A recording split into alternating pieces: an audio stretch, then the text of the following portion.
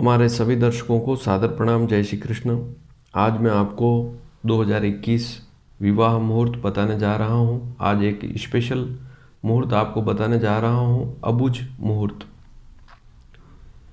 क्योंकि मेरे पास प्रश्न आया है कि अक्षय तृतीया कब है और इस दिन क्या मुहूर्त देखने की आवश्यकता है। मेरे पूर्व के वीडियो में आपको बता चुका हूँ कि जनवरी, फरवरी, मार्च और बल्कि 24 अप्रैल तक 2021 में जनवरी, फरवरी, मार्च और अप्रैल पूरा यूँ मानकर चलें कि 24 अप्रैल तक कोई भी शुभ मांगलिक कार्य नहीं होगा। तो 1 जनवरी 2021 से 24 अप्रैल 2021 तक कोई भी शुभ काम नहीं होगा, शुभ मुहूर्त नहीं होगा। उसका कारण मैंने बताया कि गुरु शुक्र अस्त रहेंगे और ऐसा संयोग कभी कभी ही मिलता है जिसके कारण से शुभ मांगलिक काम होते ही नहीं।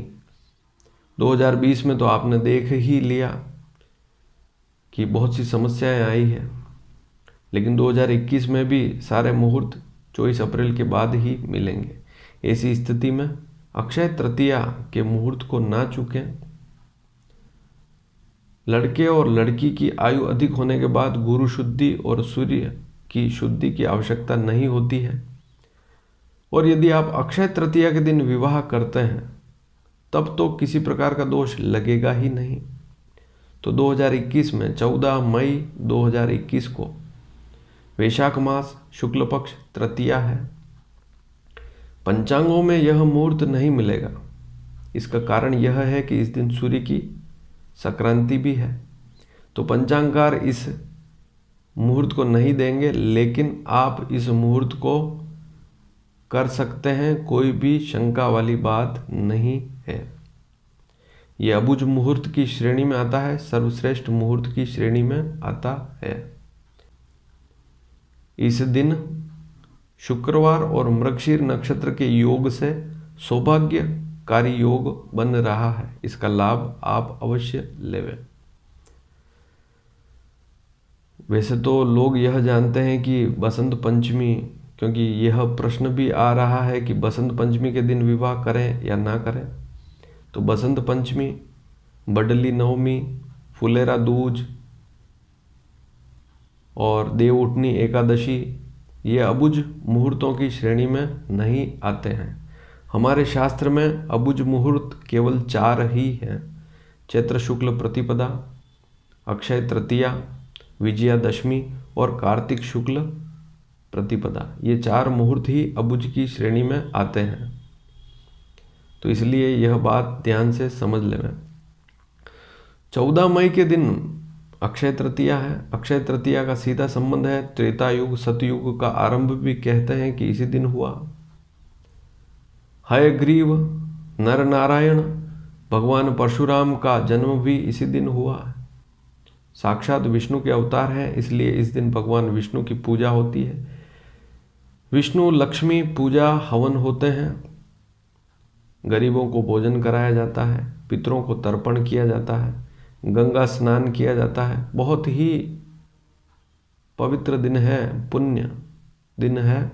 अक्षय सीधा संबंध है। कोई भी काम करो तो वह कभी भी क्षय नहीं होता है, उसका क्षय नहीं होता है। उसमें आपको किसी प्रकार का नुकसान या हानि नहीं उठानी पड़ती है। ऐसा शुभ मुहूर्त है अक्षय तृतीया। 14 मई जो है उस दिन सुबह 5:39 पर ही तृतीया तिथि लग जाएगी। सूर्योदय से पहले ही लग जाएगी और यह स्थिति तिथि की अगले दिन 15 मई की सुबह 7:59 यूँ मान लें 8 बजे तक यह तिथि रहेगी। तो 14 मई के पूरे दिन अक्षय तृतीया रहेगी और इसी दिन यह त्योहार मनाया जाएगा। और इस दिन बहुत से शुभ मांगलिक कार्य और खरीदारी भी होगी। यदि आप समय जानना चाहते हैं, वैसे तो शास्त्रकार लिखते हैं कि इस दिन पूरा दिन ही शुभ है। कभी भी आप विवाह कर सकते हैं, कभी भी आप कोई भी वस्तु खरीद सकते हैं, कोई भी काम इस दिन। राहु काल भी देखने की आवश्यकता नहीं है। लेकिन यदि आप चौघड़िया देखना चाहते हैं तो प्रातः 6 से 11 चल लाभ अमृत रहेगा। दिन में 12:32 से 2:11 भी शुभ का चौघड़िया रहेगा। इसमें आप कोई भी खरीदारी है, शुभ कार्य कर सकते हैं। लेकिन यदि विवाह की बात करें तो दिन में यदि फेरे लेने चाहते हैं, फेरा जो है शादी के संबंधित जो फेरे लेना चाहते हैं, तो दिन में 12:30 से 2:30 के बीच में ले सकते हैं, 12:30 से 2:30 के बीच में दिन में। और मध्य रात्रि के बाद यदि करना चाहते हैं रात को, तो मध्य रात्रि में मुहूर्त मिलेगा 1:20 से 2:45। कहने का तात्पर्य 15 मई 2021 की 1:20 AM से 2:45 AM के बीच में विवाह कर सकते हैं।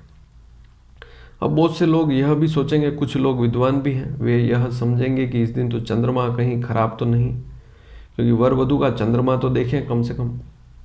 तो इस दिन वृषभ का चंद्रमा रात की 7:12 तक रहेगा।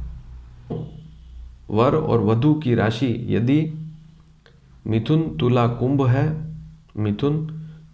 कुंभ है तो वे दिन में फेरे ना लेवें, वे रात को विवाह कर सकते हैं। और जिनकी अर्थात रात की जो 7:12 के बाद विवाह कर सकते हैं कभी भी, वैसे तो कभी भी कर सकते हैं क्योंकि इसमें समय की तो आवश्यकता ही नहीं, लेकिन चाहें तो रात का जो मैंने समय बताया उसमें कर सकते हैं, मिथुन तुला कुंभ राशि वाले।